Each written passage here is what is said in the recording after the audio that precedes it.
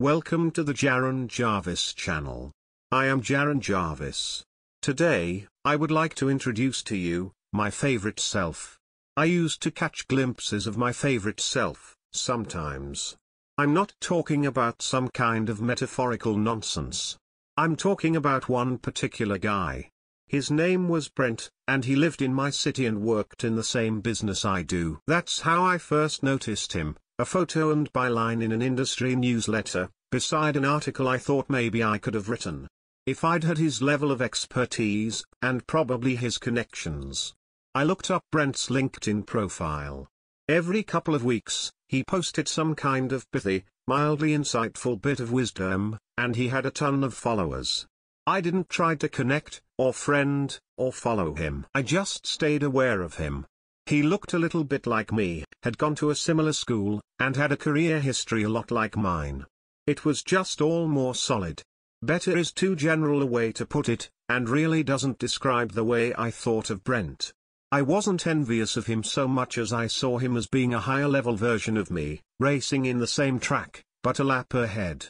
For months, I kept track of Brent peripherally. My own career and family life were both lackluster, in the dumps may be too strong of a description, but it's not far from the truth.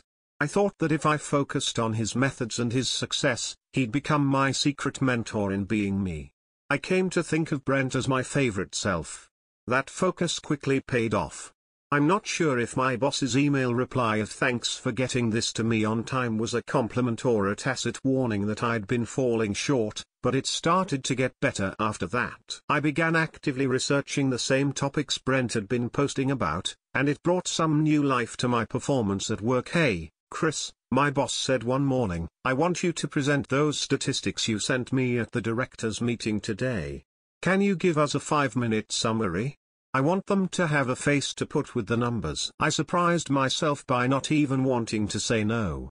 I was confident in my data, and I realized that making the firm's partners aware of my existence was not a bad thing. I made some progress at home, too, starting with a phone call. "Alice, guess what? I got us tickets to see Hot Cocoa by Moonlight tonight." I pronounced the title proudly. Not at all like I was secretly hoping none of my co-workers heard me say it. I don't know, it's the middle of the week. Babysitter's taken care of, Katie will be over at 6:30, showtime's 7:10. But, I haven't even thought about dinner yet. And I'll have to put on a bra. And we'll miss our show. I'm picking up Pomodoros on the way home. I'd love it if you didn't, and we can catch up with the show on streaming anytime. It was the first nice evening we'd had in way too long, we even stayed out late. All thanks to Brent's little tweet, disrupting our TV routine for a much-needed night on the town. I don't know what it was. I mean, I'm not dumb. It's not like I'd never tried to improve myself or my situation before then. My own haphazard efforts never seemed to go very far, though, until suddenly there was Brent, a fully formed template of what my life could be. I'm not trying to say Brent was perfect, I never thought he was that. Finding out just how far from perfect he really was, though, I can't begin to describe how that moment horrified me. Not long after our evening out, I saw a new tweet from Brent, "Got my tickets for the annual convention in May, stoked for Tampa." I'd always viewed these big events as a waste of time and money, and had never gone. It would be a good place to make the kinds of business connections I'd been missing out on, though, and it would be a chance to see Brent in action. I didn't want to actually meet him, just observe him in his natural habitat. It took some pleading, but not as much as it would have even a few months before I was in. Primarily, my boss said, so I could take the in-person certification courses. "But bring a Hawaiian shirt with you, too," he said with a smile. The flight was long, but uneventful, and check-in at the conference hotel was easy. I was at the lobby bar, looking for other conference goers, when I spotted them at the hotel front desk. Well, I spotted Brent, but the woman standing with her arm casually draped around him was clearly with him, making it a them. I knew from Brent's social media what his wife looked like. This woman was not her. There was no mistaking their body language. These two had obviously known each other for some time. My face felt hot enough to melt glass. My stomach was in knots and I staggered against the bar. My mind raced with excuses for what I was seeing, but in my heart, I knew what it was. The bartender reached out and touched my arm. "You okay, Hefe? Look like you lost your best friend."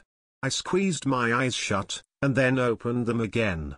Brent and the woman were walking hand in hand toward the elevators. "Worse," I told the bartender. "I lost part of myself. Give me another." I didn't talk to any other attendees that night. The next 2 days were no fun at all. I went to the education sessions, exchanged some business cards in the trade show hall, and made my calls home as upbeat as possible. I felt hollow. I made it a point to avoid Brent, but it was impossible to miss him. He was everywhere, always gabbing with some group or another, and he was seldom alone. How could he do this to me? How could my favorite self do something so stupid, so common, so grotendable was the word I made up on the spot. The combination of sounds summed up my feelings as well as anything could. It really felt like I had betrayed myself. All I wanted to do was go to the closing party, tried to forget I'd ever wanted to see that man in action, and go home. The closing event was a beach-style party on a little island in the bay. On the ferry ride out, I had a couple of late afternoon drinks with some guys from Edinburgh and was starting to enjoy myself. Until I saw Brent and the woman ahead of me in line to disembark at the island. I kept them in sight, but didn't get too close. The seafood buffet would normally have been the highlight for me, but I wasn't myself that night. I wasn't hungry at all, though I was very thirsty. The sun was all the way down when they got up to dance. Seeing that, I felt sick all over again, and it wasn't from the beer I'd been throwing back. I could see a phone sitting on their table. With no thought except how much I hated Brent at that moment, I scooted past their table, grabbed the phone, and retreated to a path screened by palm plants. It was the woman's phone. It wasn't password protected. Their text life was absolutely filthy. I turned off the screen before it even stopped scrolling.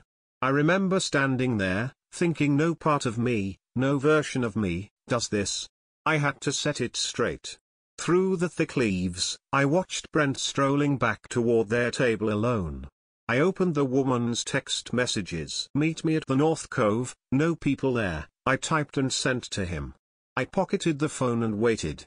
Brent read the message with a smirk, and headed past the stage toward the darker side of the island. I followed. The rocky shingle on the north point was an unattractive eyesore of a beach.